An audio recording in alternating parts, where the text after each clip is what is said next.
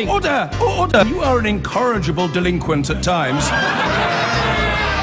Behave yourself, man!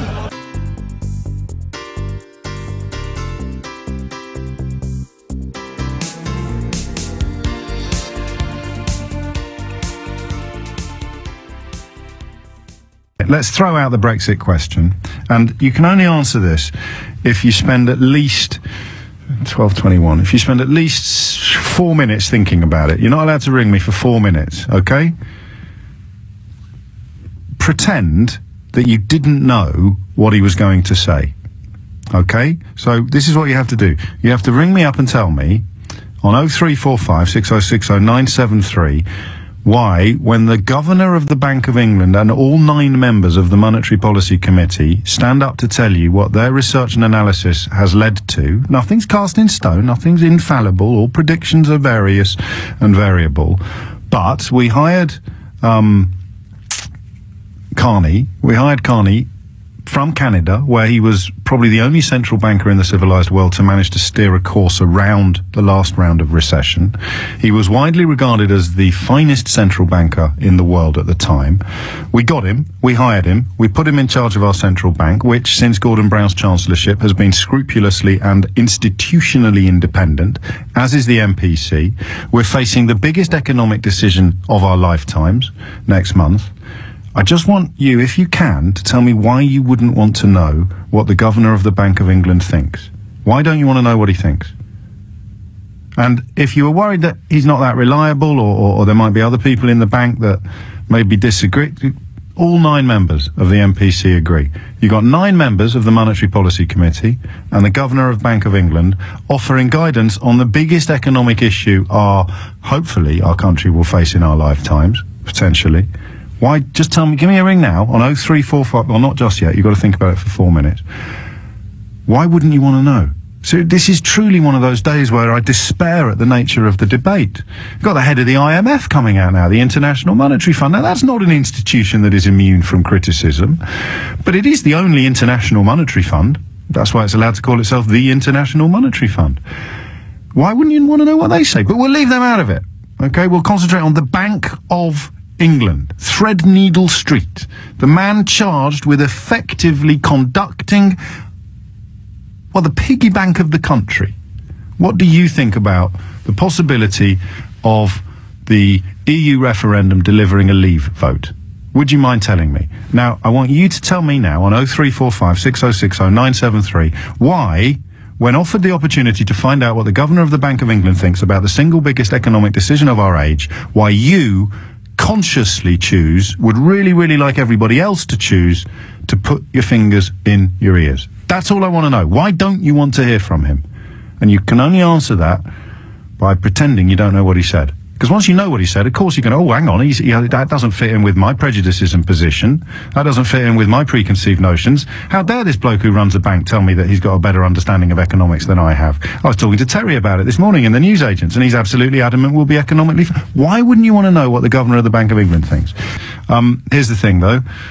Governor of the Bank of England stands up with the backing of all 9 members of the Monetary Policy Committee, a scrupulously independent organisation, and wants to give his view, not even his view, he wants to give his measured, researched analysis of what might happen, what could happen, what he believes is more likely to happen in the event of a referendum result going one way or the other. On what possible planet would you not want to hear what the Governor of the Bank of England, with the unanimous support of the Monetary Policy Committee, has to say? Seriously, if your eyes are open and your mind is clear, why wouldn't you want to know what he says? Even if it doesn't change your mind, why wouldn't you want to know? Unless, of course, you're just better at economics, I suppose. And I am genuinely fascinated, although I'm not going to lie to you. My fascination is mitigated by a heavy heart as I come to the next question. Here is the man who was pretty much personally responsible for insulating Canada from the worst of the last international financial crisis, to the great surprise and delight of all informed observers. He was appointed Governor of the Bank of England a few years ago. High fives all round at the time, not least because the Bank of England, since Gordon Brown's chancellorship, has been institutionally independent, officially independent, lest his own position be in any way allowed to override the bank. There are 9 people on the Monetary Policy Committee, all of whom endorsed yesterday the report. It's a report that was published by the Bank of England Monetary Policy Committee, offering an analysis of potential Brexit, actually offering an overall analysis of our economic future.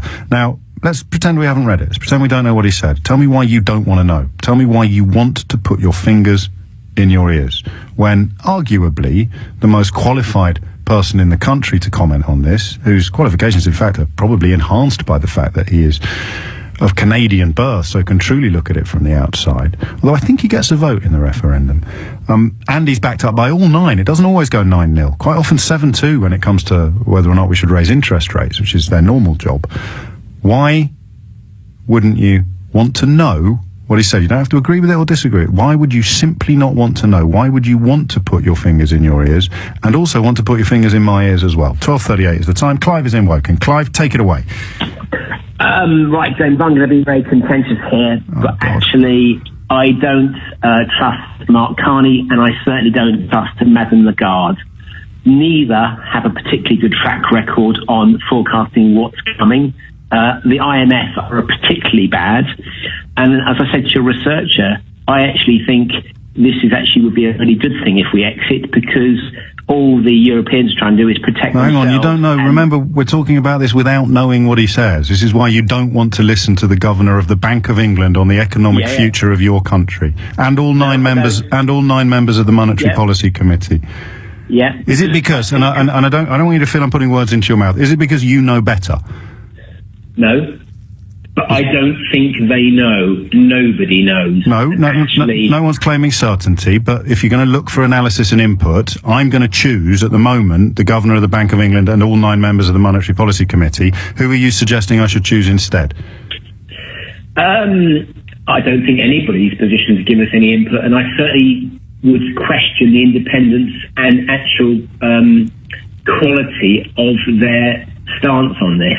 I think it's a stitch up. But you don't know what their stance is, remember? We're talking about why you would put your fingers in your ears the minute he drew breath. So you have to just give me someone else, Clive. You must have, so you can be you if you want, if you think you've got a better understanding of it. I just want to go somewhere, because I'm not a banker, I'm not an economist.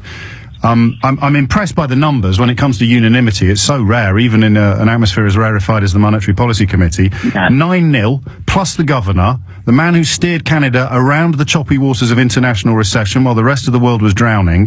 Why shouldn't I, well, who can I listen to instead then, if you don't think I should listen to him because he's, what was it again, not to be trusted? Yeah. Okay, so who? Give me someone else, someone of a similar stature. Is there anyone?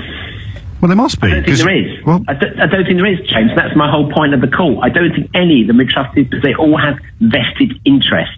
Right. All 9 members of the Monetary Policy Committee, none of whom you can name. I don't want to name them. But you know that they've got vested interests. No. You're not giving my say. So let me just have my say. We collapsed into the calamity of 2008 with almost no warning from any of all these big bods and monetary... Mark Carney called it.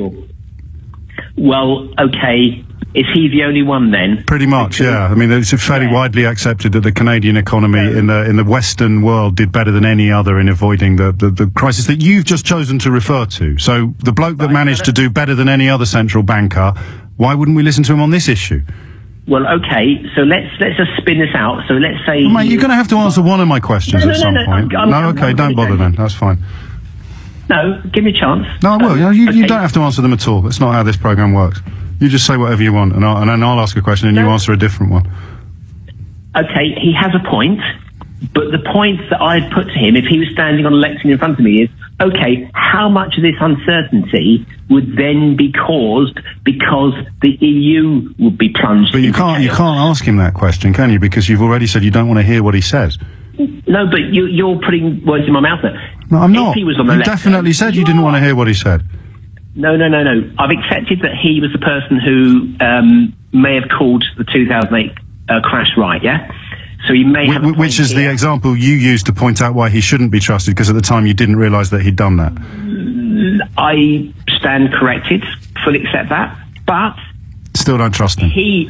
No, I don't, because he's not saying what's happening to the people around us. If he said to me, right, UK, this is going to hurt you, but actually it's going to hurt the EU, I might stand and listen to him.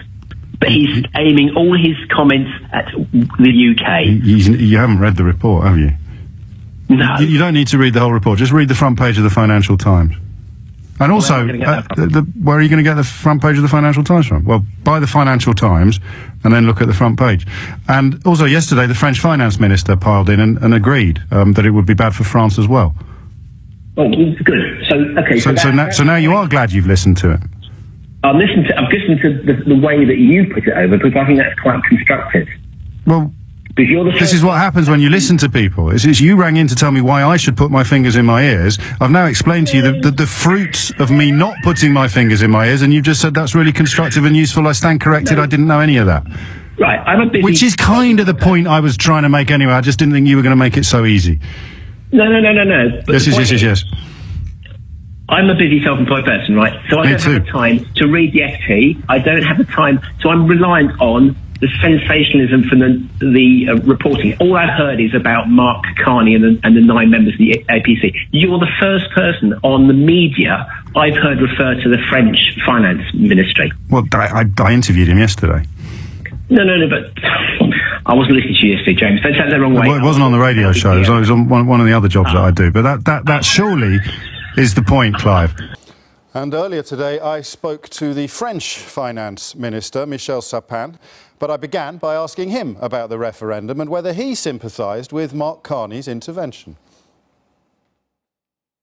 Le président, le gouverneur de la Banque centrale britannique s'exprime en tant que responsable britannique et je n'ai pas moi-même à donner un avis sur ce que l'un ou l'autre de ces responsables peut exprimer. Moi, je veux beaucoup respecter la souveraineté du peuple britannique. C'est lui qui va décider, c'est lui qui va faire des choix. Mais je ne peux pas cacher une chose.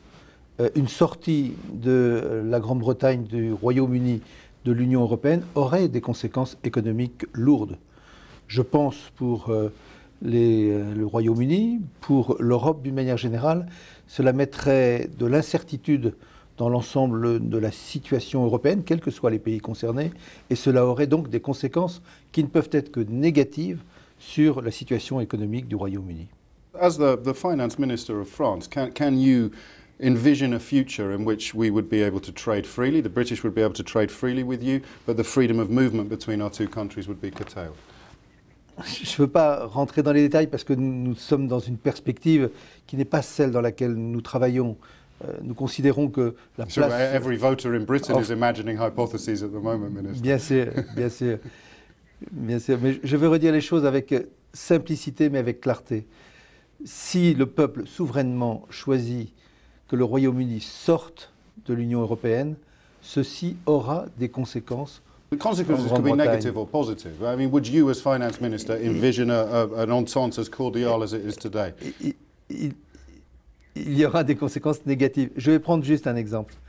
Il y a à Londres, et c'est très bien comme cela, une présence importante des banques françaises.